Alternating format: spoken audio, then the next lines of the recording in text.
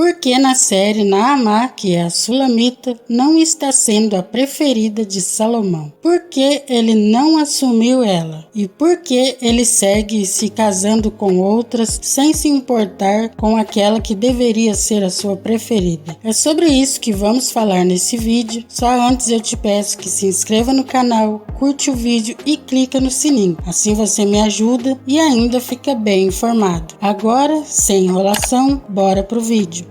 Bom, muita gente tem reclamado sobre o relacionamento de Naamã e Salomão. Por ela ser a Sulamita, muitos acham que eles deveriam ter se casado e serem felizes, e ela ser sua esposa preferida e companheira. Por não ser assim, muitos falam que a série saiu totalmente do contexto bíblico. Então vamos entender realmente o contexto bíblico e por que está sendo representado assim na série. Muitos especialistas veem o Cântico dos Cânticos como uma alegoria espiritual, representando a relação entre Deus e seu povo. Nesse contexto, a Sulamita poderia simbolizar a alma que busca uma união íntima com Deus. Outros especialistas adotam uma abordagem mais literal, vendo o livro Cântico como um poema que celebra o amor humano, possivelmente entre o rei Salomão e uma mulher sulamita. Nessa interpretação, a Sulamita é uma figura real. Alguns especialistas consideram a Sulamita como uma representação idealizada da mulher. Seu desejo e busca pelo amado podem simbolizar o anseio humano por amor e significado na vida. Muitos concordam que o texto é altamente poético e simbólico, usando metáforas e imagens para transmitir mensagens mais profundas sobre o amor e busca espiritual. Mas entender o Cântico dos Cânticos pode ser meio complicado, e as diferentes religiões podem ter ideias diferentes sobre ele. Por exemplo, o que os judeus, cristãos e muçulmanos pensam sobre esse livro pode ser bem diferente. Tendo isso em mente, a série seguiu pelo caminho de que Sulamita realmente existiu. Mas qual é o problema disso? O problema é que muitos leem como se fosse versos e não param para pensar no que realmente está escrito. Então vamos lá. Em vários versículos podemos ver a jovem Sulamita em busca de seu amado. Se ela realmente viveu aquilo que escreveu, o que temos? Uma relação de uma mulher apaixonada por um homem que não o assumiu. E por que chegaram a essa conclusão? Simples, entendendo o contexto de tudo que está escrito. Vamos ver alguns versículos que Sulamita escreveu. De noite busquei em minha cama a quem ama a minha alma. Busquei-o e não o achei. Levantar-me-ei, pois,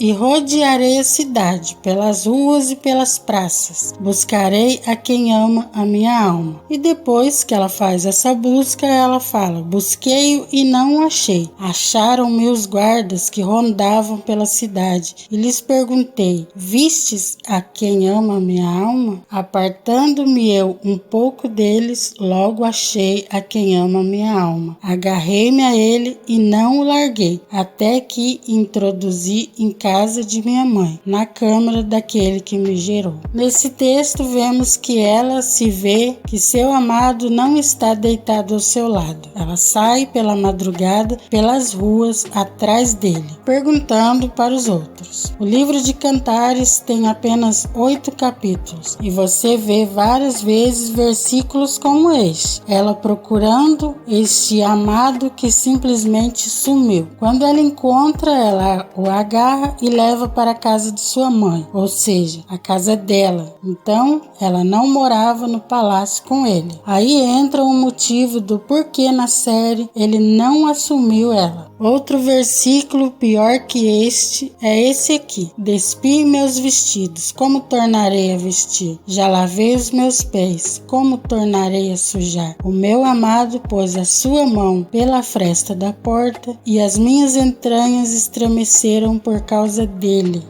Eu me levantei para abrir ao meu amado, e as minhas mãos destilavam mirra, e os meus dedos gotejavam mirra sobre as andravas da fechadura. Eu abri ao meu amado, mas já o meu amado se tinha retirado e se tinha ido. A minha alma se derreteu quando ele falou. Busquei-o e não o achei. Chamei-o e não me respondeu. Acharam-me os guardas que rondavam pela cidade e espancaram-me, feriram-me, tiraram-me o meu véu, os guardas dos muros. Conjuro-vos, ó filhas de Jerusalém, que se achares o meu amado, lhe digas que estou enferma de amor. Aqui, Sulamita diz que está doente de amor. Chega a procurá-lo no meio da madrugada pela rua e ainda é espancada pelos soldados. Jamais uma esposa que fosse assumida pelo rei iria ser espancada pelos soldados. Esse tipo de relacionamento mostrado aqui em Cantares é claramente um relacionamento às escondidas. Não era de alguém que estava ali junto dele, mas ela sempre estava procurando ele.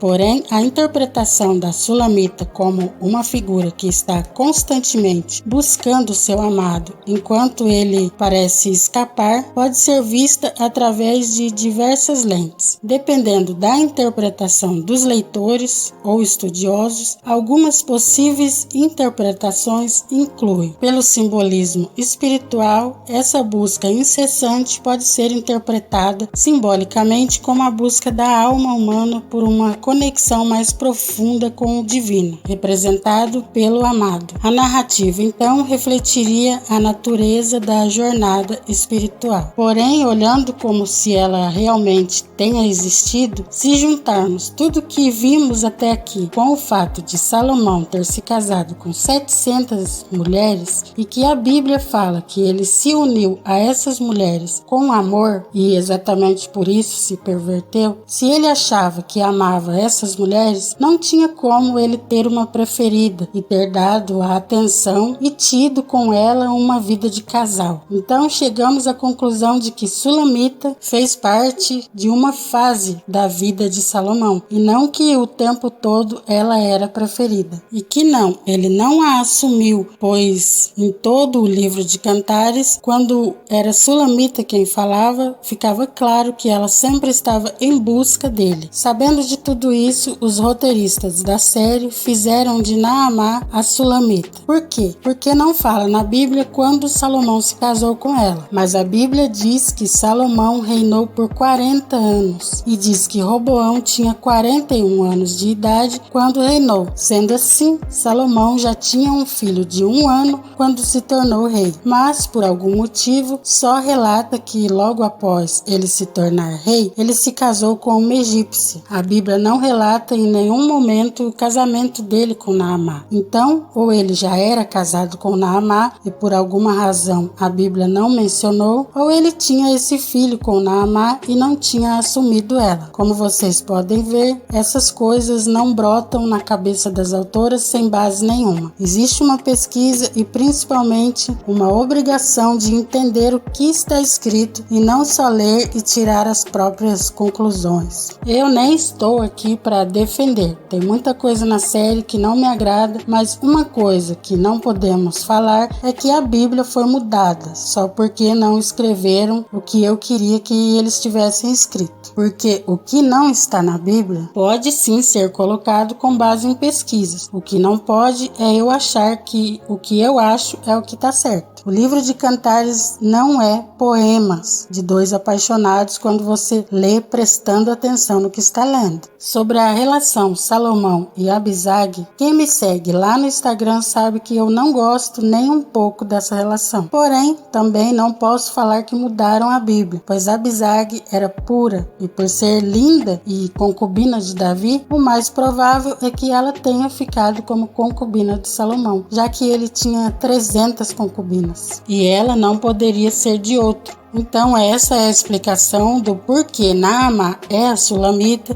e o porquê a história deles está tão bagunçada. É porque se você lê o livro de Cantares prestando atenção nas entrelinhas, você vê que realmente não era uma história de mar de rosas. Bom, deixa aqui nos comentários se você já entendia o que foi explicado nesse vídeo e se esclareceu as suas dúvidas. Toda semana eu trago aqui o resumo da semana e também muitas novidades. Então, se você ainda não é inscrito, já sabe, né? Eu fico por aqui, até o próximo vídeo e que Deus abençoe você.